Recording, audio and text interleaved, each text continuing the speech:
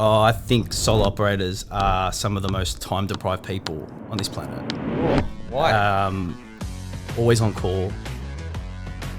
You got to do the work, do the paperwork, do the marketing, the advertising, the networking, and then also looking at growth.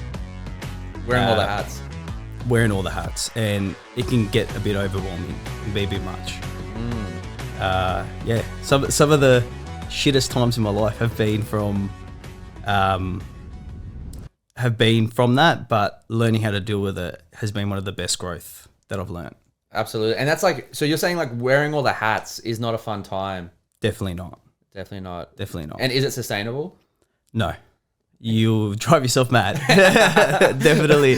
I think asking for help isn't too hard to do as well. And it doesn't even mean like, because help doesn't mean more trucks as well. It doesn't necessarily. Like it could be getting a VA, right? It could be outsourcing things. It could be getting softwares. Like the amount of Sparkies that I speak to that don't know what do you use? What JMS? So we use Aeroflow. Oh, Yep. dude, I've got softwares. Okay, Zero was the first we started with. Then Aeroflow. I think everyone starts with Zero, but everyone goes Zero is all I need. Yeah, definitely not. I'll never forget when I was Invoice to Go. Actually, was the first one, Invoice to Go, and then it was trying to rectify payments. Yes. It was like, wait a minute. Did they pay this one? Did they not? Yep. And then a plumber suggested to me, get on Zero. That was great. And then I moved to Aeroflow. Aeroflow is now developed into Drip, Canva, ChatGPT. Stop there on ChatGPT, mate. Is it? Yeah, no, maybe not. Moving on, but without further ado on that intro, we've got Vince here from Smart Electrical Solutions. Vince, how are you, mate? Oh, I'm fantastic. Awesome. Welcome Thank you. aboard. And Thanks for having me. no, it's a pleasure. And I remember also, I don't know if you remember this, but when we first spoke, Yeah. you actually said, I'm super pumped to jump on board Sparky Sales Systems. I'm super pumped to crush it and then jump on the podcast. I am surprised that you remember that. Yeah. And that was only like, what, 4 months ago? Potentially, yeah. Yeah, something like that. And I said to you within 12 months, I'm going to be on the pod. Yes. And yeah, look at this. You've done it. You've crushed it. And we're going to be exploring that a bit more in today's pod. But before we get into that, what's a quick 30-second overview? Who's Vince? Who's do you refer to SES or Smart Electrical Solutions? Either. Smart Electrical is good. Yep. Okay, so who's Vince? Vince is a family man. Vince is a businessman. Vince is a creator. I love it. And yeah, that's... And now that's awesome. And then SES, what is SES? Where are you guys located? We are located in the inner west. Yeah, born and raised there? Yeah, Leichhardt, born and raised, Italian. Leichhardt, Italian. Lived at Norton Street my whole life, basically. So Wow. So proper OG. Yeah, full on. Used to go there for the soccer. Yeah. You know, they used to have the big screen up on Norton Street. Yeah. You'd probably see me in a few videos if they're, you know, when they're celebrating. 2004, we were celebrating. I'll give it to you. Use one.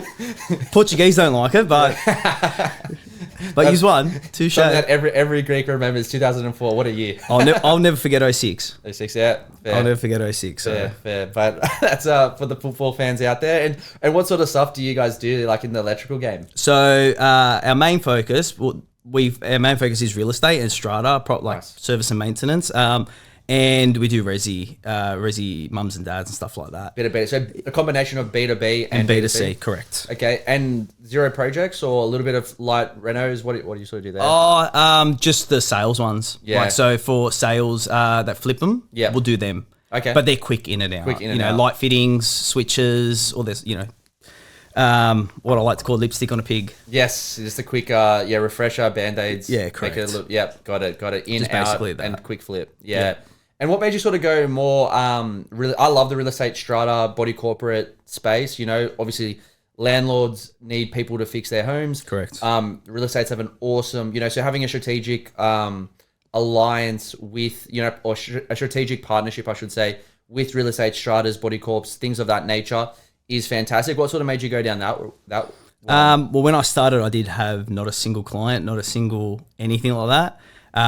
Didn't have an avenue. I literally went from that's what I consider myself, right? I was like, I'm a good electrician.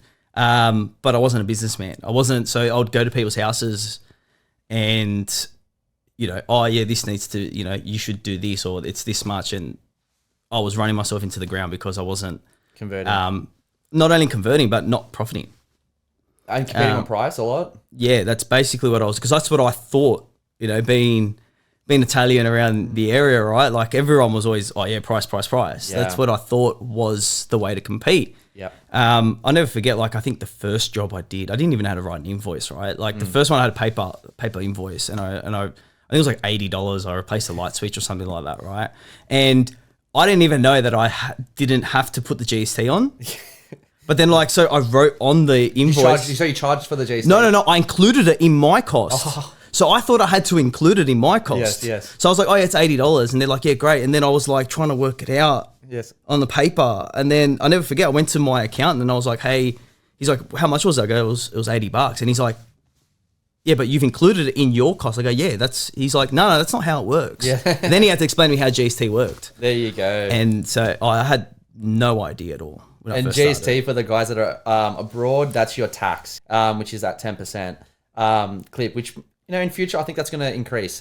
Just, you know, I think they will need to, because the government loves to spend. So they're going to get money from somewhere. They love tax, don't they? They love tax. I can't help myself there, but they love tax.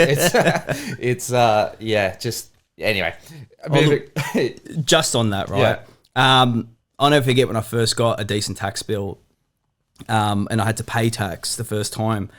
My accountant turned around to me and said, mate, if you're paying tax, it's a good thing. Yeah. He's like, because, you know, you're making money. And that's when I was like, okay, wait a minute, you know what? And it's not a bad thing. And one of my old employers, I saw him and he's like, yeah, no, he goes, mate, if you're paying tax, it's a good thing.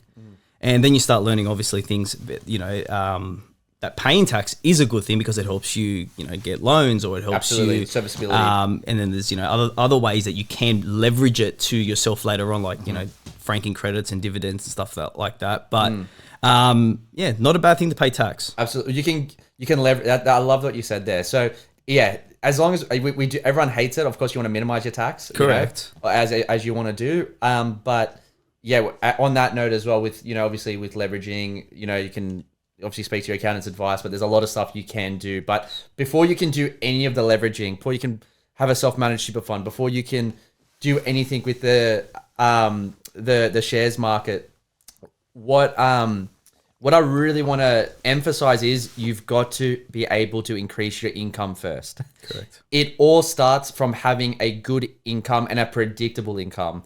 And too often I see Sparkies that they put on more tradies and more technicians and apprentices on, but they can't even pay themselves a wage. Yeah. You know what I mean?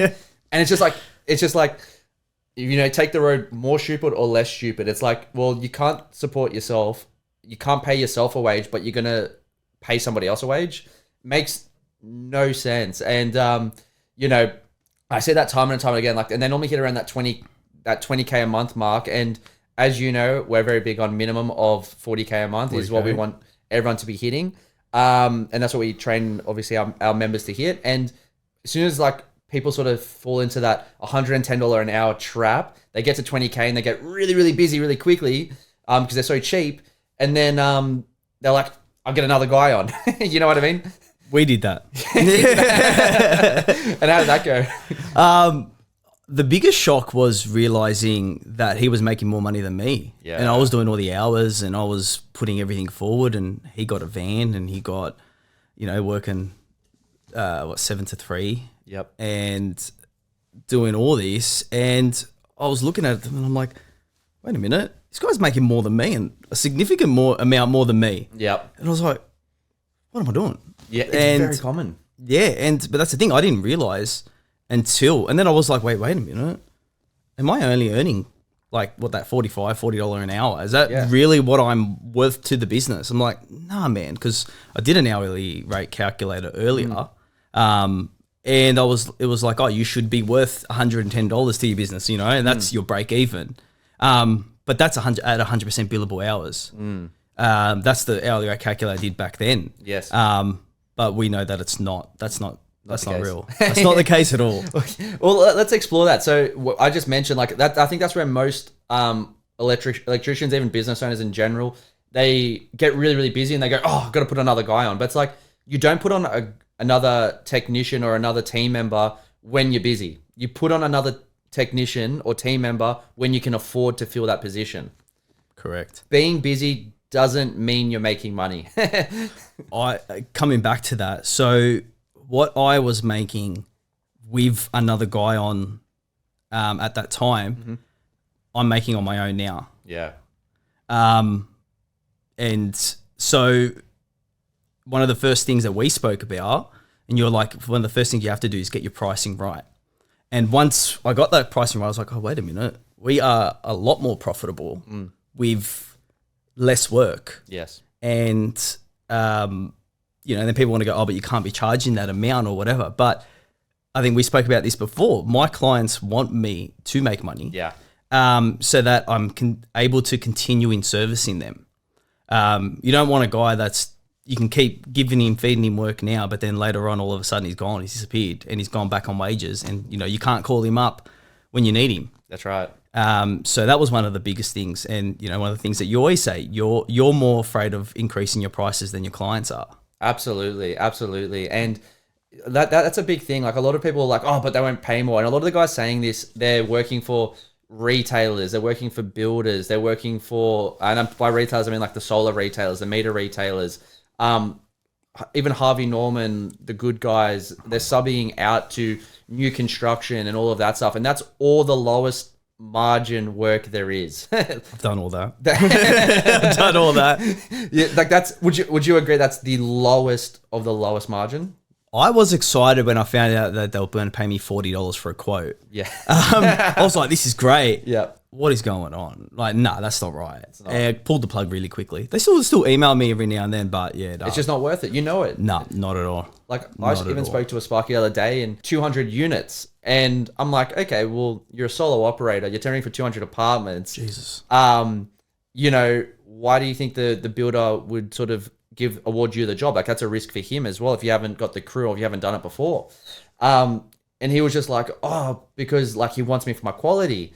And I was like, I think he wants you for your price. You know what I mean? He's 200 units. Jesus. Yeah. They'll take forever for one person. Yeah. And when we sort of, and I said, and he was, and the reason why I wanted to bring that up was because he was very excited for these 200 apartments, right? But I said, well, in my electrical business, I wouldn't even quote it. I wouldn't even look at it. I would respectfully say, thank you for the opportunity, but we don't do this type of work. And he was like, what? What do you mean? You wouldn't? Like, he was just like, there's so much money to be made. And I go, yeah. You look at the thing is one thing goes wrong. Yeah. You're screwed on that job. Absolutely. Because then they got like late fees, penalty fees, because they can't halt construction just for you. Yep. And especially being a one-man guy. And then all of a sudden he gets subbies in. Yeah. And expands, and then it's just and I said to him, like, realistically, in your position, if you take on that job and things do go south, like he misses a progress payment, what position would that put you in?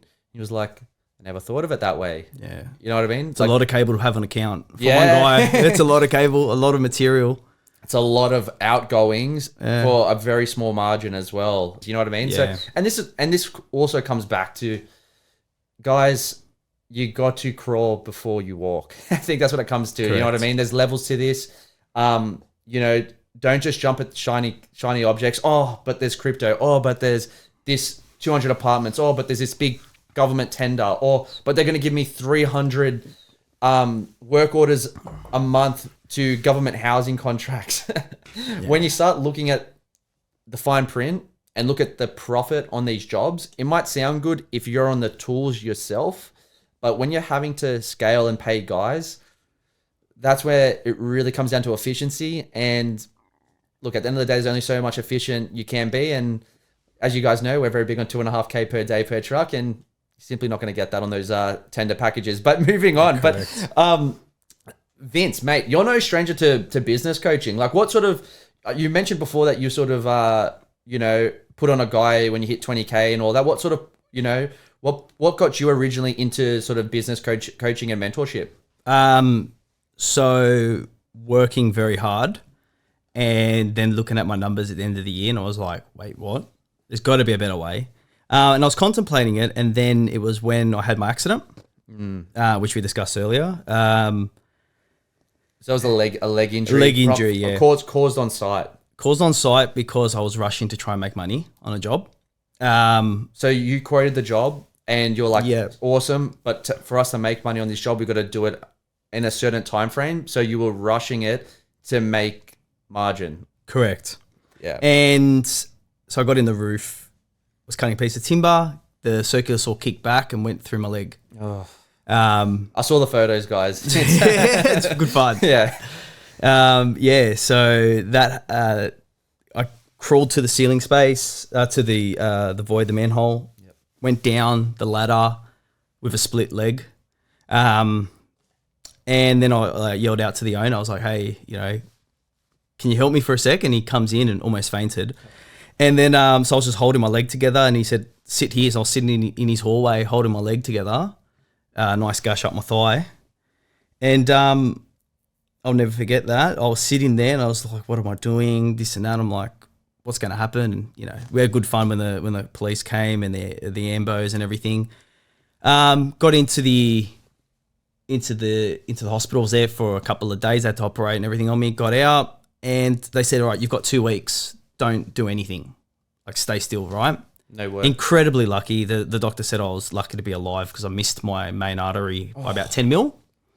Near-death experience, right? Yeah, near death. And I remember I was sitting there, my fiance at the time, which is now my wife, was, like, what are you doing? She's like, you got to look after yourself. And everyone, and, sole operator, so sole trader, didn't have work cover or anything like that at the time.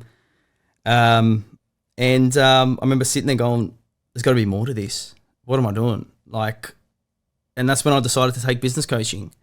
So funnily enough, when I was prospecting at the time, about 1.5 years earlier, I saw a guy, shout out to Sydney, what's his name? Peter Vardis from Sydney Rangers. Yeah, I know Peter, yeah. You know Peter? Yeah. Great Good guy. dude. He's got me out of trouble in a job before. With Rangewoods? With Rangewoods, yeah. Funnily enough, we've helped each other before. He's really good. So I was actually just prospecting up Lyons Road and going to kitchen places at the time. And I saw him and he was like, what are you doing? He's like, mate. I was like, no, I really want to do this. And he said, all right, for you, that's serious. And he gave me a number. And so I contacted them and I love the sound of it. And I was with them for a good couple of years and they were fantastic in the sense of helping me systemize the business, learn about business, go from a tradie to a businessman. It was when it got to a point for me where I wanted to actually bring in more sales and be more niched in the electrical game, because that was a tradie business coaching. So it was all trades? All trades, yeah. Painters, plumbers, handyman, anything. But I needed something a little bit more niche, a little bit something a little bit, help me to communicate with my clientele better. That's where the disc, thank you so much. The disc training's come in, great. We'll get into that. But that was when I needed something, and I'm still in good terms. We talk, and I still see their stuff on social media. I think they're doing fantastic, but it was at a point where I sort of had to move into a different direction, and no hard feelings. I would recommend them to any other trade, but I needed something a little bit more different for my business. And that's when, how'd you find us? Funnily enough, a mate of mine who I met through the program. Yeah. Through the original business coaching. Okay. He's a bit of he was contemplating a lot and he was sending me videos and this and that. And I was like, man, because he had left the program at the time. Yep. And he was like, oh, I really think this and that. And I was like, stuff it. So funnily enough, you and me, same circles. Yeah. I met your cousin through BNI. Oh, yes. Pantelis, yeah. Yep. I met him. Yeah, lovely guy. Yep. And I called him because I was looking at your video because I remember I saw one of your videos about 1 year ago. I think it was the NHP to Hager RCBs. Oh, yeah. So if anyone hasn't seen that, it was we upgraded a switchboard from, it was originally NHP, but we upgraded it to Hager. And the reason for that is because the client wanted the exact same switchboard that they wanted that we upgraded in their previous property, right? And social media lost it. They were like, oh, but you don't need it. You don't need it. I was one of them. Yeah, one of them. And, I was one of them. And I love that. And I love that you brought that up. But now I hope people understand, and I want to hear your thoughts, is I'm very big on sell people what they want, not what they need. No one needs, I just bought a cup of coffee. Do I need it? No, I wanted it. So I bought it. iPhones, do I need it? No, I wanted it. You know, everything's a want. You know, the new house, the new car, the new everything is a want. No one needs anything. So sell them what they want, not what they need. But yeah, what are your thoughts on that? Coming back, there's very little that we need. Yeah. You know, you need food, drink, water, that sort of stuff. And, you know, coming your health and all that. So that's the stuff you need.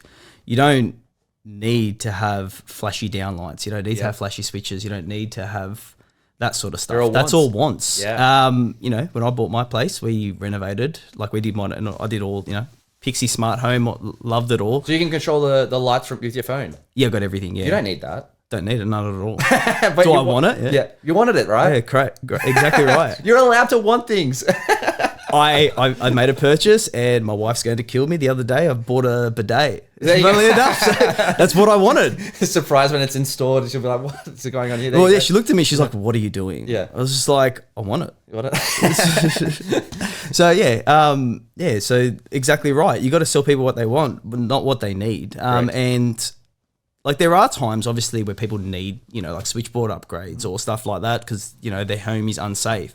And I'll hold up there for a second. What I say is an ethical, you know, what's ethical and morally what you should offer your customers is if it's going to provide a benefit to their life, you should offer it. Yes, correct. If it's not going to benefit them, don't offer it.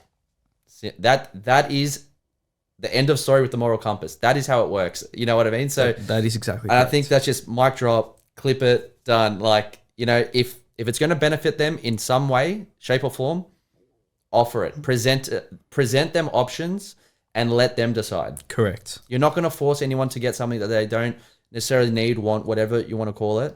But it's up to us as the technicians and the authority figure as trained electricians to present options and let our customers make an informed decision. Well, that comes back to the people want to buy but don't want to be sold to. Absolutely. So yeah, you should present the option and say, hey, this is, and you know, you're increasing safety and stuff like that. But coming back to the NHP Hager story, when I first saw that, I was like, oh, this guy's taking the mick. Yeah. Seriously. But at the end of the day, if he didn't go with you guys, I just want to upgrade. I want to replace my safety switches. Yep. Oh, sorry, my electrocution protection devices from this brand to this brand. At the end of the day, he's going to get a quote from somewhere else, and he was going to go ahead with it if he was happy with them. So at the end of the day, why not be you? Absolutely, and that's what we're very big on, and that's why we've got, you know, and I know a lot of people probably still like, oh, but they don't need it, guys. Your job as a business owner is to turn a profit. People are not, a lot of electricians aren't comfortable with making profit. It's weird. They say, we're not, you know, I can't charge that. I'm not worth that. I can't pay myself that. And look, if that is the mindset, you'd be honestly better off working for someone if that's the case, because, you know, as Vince said at the start, like, you know, if you're wearing all the hats, it can be, would you call it the worst job in the world? Hands down. Yeah. It sucks. It sucks. And we're going to be touching on that. Like there is a lot of pressure. There's a lot of downward pressure, and it is tough, you know? So you got to make it worth it for you and your family, because I know it sounds like I'm going a little bit deep now, but at the end of the day, you are the provider, the hunter-gatherer for you and your family. And you have 8 working hours a day to make as much as possible for you and your family. And by family, I don't just mean your personal family, but your family is your business, your company. So that's your technicians are part of your family, your staff, right? Everyone's in that, you know, in that realm, and everyone's in that sort of family environment, right? So correct. You've got to be able to pay yourself a predictable wage. You've got to be able to pay your staff a predictable wage. I got a message from someone the other day that he's an apprentice and he's working for someone. His boss hasn't paid him for 10 weeks. An apprentice? An apprentice. Wow. And I was just like, what? 10 weeks. That's crazy. Like that's not right. You know, that's serious issues there. Anyway, but that's another story. But look, coming back to that, right? Coming back to that, there was a UFC fighter. This really stuck with me, and I think it was Marlon Cheeto Vera. he was in a fight, and there was a guy that he, was friends with, and he was in a fight, and he turns around and says, like, after the fight, they interviewed him. They said, how was it fighting a friend? And he said, well, at the end of the day, he's like, that guy, it's me or him, and I love him. He goes, but at the end of the day, it's his family who's fed or mine. Yeah, I love that. He said, so I choose my family all day. And, you have to choose your family. You have to be, I wouldn't say selfish, but, at the end of the day, no one's going to care for your family. Yeah. Government's not going to give you a handout. If people are waiting for government handouts, forget about it. But, you have to create something. And if you want to feed for your family or your staff, you have to do that. So at the end of the day, why not you be the one providing those Hagar switchboard upgrades than someone down the road? Yep. And providing a premium service. Like, you got a choice, I think, and everyone listening in, you've got a choice to either be a bottom feeder electrician that's undercutting, charging that $100 an hour thereof, and if you're convincing yourself right now that that's all you can charge, you're doing it wrong. Correct. Like, that's, I know people hate to hear that, you're doing it wrong, but it's the truth. Like, yeah, we're very big on, of course, as I mentioned before, that 2.5K per day per truck. And like, for instance, like, I know you yourself, Vince, like, you did a lot of coaching beforehand, and shout out to them. But like, coming to us, and a few things that I will mention there as well is your mate actually said to you that you guys should jump on our program when he wasn't even the one that jumped on. He was sending me the videos and everything. He was contemplating, and he's like, oh, I think I'm going to join. And I was still part of the other program. Yeah. And then I was just like, are you going to join? And he said, oh yeah, I think I'm going to. And then I just went, stuff it, bang, got your cousin's number. Yeah. Called him and said, hey, give me Spiro's number. And I wanted to speak to you direct. Yeah. And then I spoke with you. I think we were on the phone for like 2 hours. You were on holidays. Yeah, you were up on holidays, and then we were talking for like 2 hours. Was that in your? You were in Port Stephens. Port Stephens. Yeah. And then I was like, hey, look, man, like, you should go. Yes. After like a 2 hour conversation, and then afterwards, I love a chat. I got out of it, and I was like, that's it. Put the phone down. Turns to my wife. Was on the couch, and I said, I'm going to join Sparky Sales. Oh. And she's like, what do you mean? Like, you going to, I was like, yeah, done. I'm going to do it. I don't care. I'm like, got to take risks. Yeah. And yeah, you come back to, I think you said on another podcast, actually, what are the 3 things you need to grow? Knowledge, capital, and balls. That's the 3. Yeah. Know-how, capital, and balls. Absolutely. Yeah, that's it. Bill Gates didn't get where he was with our balls. That's right. And I think a lot of Elon Musk didn't get anywhere with our balls. We've got the same amount of hours as Elon Musk, right? And Correct. He's building rockets and doing a lot of very busy dude, right? Incredibly. Doing a few billion, or I don't know how many billion, I don't want to insult him, but I think there's maybe a big number, right? So but he's got some game-changing ideas. Absolutely. Yeah, absolutely. So moving on from that, so you joined up before your mate joined Yes. up, and then I got him on board quite quickly. and then you're like, this is awesome. And Samuel, then shout out Samuel, Northern Beaches Sparky, he jumped on SVP SVP electrical, yeah. Then Samuel jumped on board, which is awesome because we got a lot of referrals, right? And there's a lot of people like, and that's why it's funny that you brought that up, because a lot of guys say, I'll join if you join, and their mates, and they're waiting for their mates to do it. And it's just like, do you not feel comfortable making more money than your mates, or? I can understand people's thinking and procrastination. Like, don't get me wrong. People want to sit on things, but you can't sit on something too long. You can't be just thinking, oh yeah, this and that, and then it goes. What about all those people that sat on crypto many years ago? They're kicking themselves now. Like, you know what I mean? Don't get me wrong. It's volatile, but I sold at a loss, but I'm kicking myself that I sold. Exactly right. So, if you're going to buy in, or like, you have to make decisions. And I've made decisions in projects and passion projects of mine that are outside electrical that I've lost.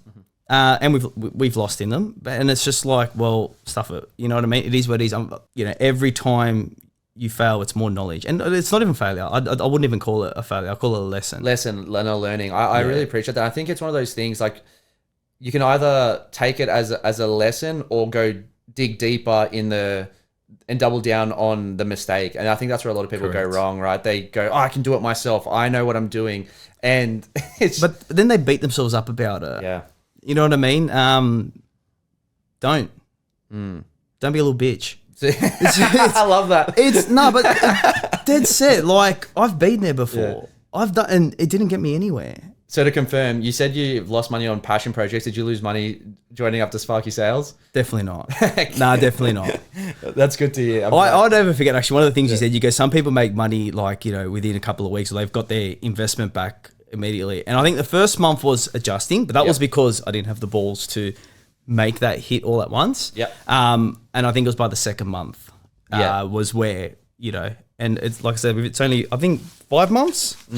And yeah, we've hit that number 3 months consecutively since. That is so good, bro. I'm so happy. And this is what I wanted to touch on with those sort of results with yourself, because, you know, you obviously, like you sent me a message showing that you've had, you know, more than 3 months in a row consecutively upwards of $40,000 a month as a solo operator. So that is awesome. Thank you. And I know you mentioned, like, I was like, Vince, like, let's get you on the pod and let's explore that, because that is awesome. And what was your response? Do you think I'm ready? Yeah. You said, I don't know if I'm ready, bro. Like you got guys doing, you know, over $100,000 a month. You got guys doing 70,000 with one truck. I was like, bro, like, it's a huge achievement. 40, like, because that's what we're very big on, you know, hitting that upwards of 40K a month.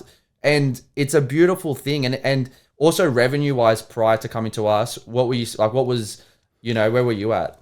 A good month was 25. Good month. So a good month. A good month was 25. A good month was 25. I mentioned earlier when I had someone on last year, both of us was doing 40. Yep. And now you're doing 40 by yourself. 40 on my own, yeah. Yeah. So that's what we want to hear, and upwards from here, right? And this has only been 4 or 5 months in the program, which I haven't even utilized the full program yet. Love it. So yeah, it's just been pricing better, and you know, having that pricing better allows you to spend more time. Yep. I mean, there's like, I got a jobs even now. Like the other day, some guy. It was just like, oh yeah, no worries. We'll replace that PowerPoint. Don't worry about it. It's fine. We'll do that for you. You know, after the job was already agreed and everything, because you know, and the guy was so appreciative. Gave us a 5-star review. But you know, adding those little extras and bolt-ons. Yes. Because we can do that. You know, I'm not going to go then charge him another extra amount like I could if I wanted to, and he was willing to pay for it. He's like, oh, are you sure? Do you really want to do it? I was like, nah, don't worry about it. It's all good, man. It's all sweet. I don't need to do that. You know, we don't need to do that, but he was happy and he was ecstatic. He got something out of it that, you know, was an extra, was for free. Kept him happy. Absolutely. And I'm able to do that. Whereas before it would have been like, oh, well, you know, it took me an extra half an hour and it just doesn't work. So no, that's awesome, bro. And that's why I really appreciate you sharing that, because, you know, a lot of Sparkies might be thinking as well. It's like, oh yeah, but I'm at 20K, but that 20K a month is not your money. And I've said that on a previous podcast. Like, a lot of people think, but I'm making 20K a month, but that's $20,000 a month gross. You know what I mean? And the reason is because I've been in a situation before where, you know, you think you've got X amount, then you go and pay your bills, and then all of a sudden what that X amount is Y amount, and it's like less than half of what you thought. Yes. So if I'm going to fork out money to go advertising or buy a new van or buy this or buy that, I want to know what my true cost is. Absolutely. And what my true revenue, or what, not mine, sorry, the business. What the business's true revenue is. I really loved what you just said there. Because well, it's not mine, it's not yours. And that's where a lot of people go wrong. The money in your business account, and you should have a business account, right? It's not your personal account, but the money in your business account is not your money. It is the company's money. Correct. Right? And from that, you pay yourself a salary.